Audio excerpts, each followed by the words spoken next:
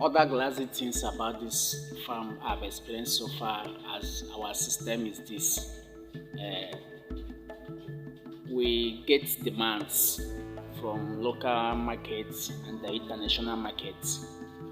But in international markets, we dey tell them, I go ahead that unless you are taking care of the transport and the everything, it will be a challenge for us because we have not exported like before. So we get a demand from Israel, all those things. So we are going to be exporting pig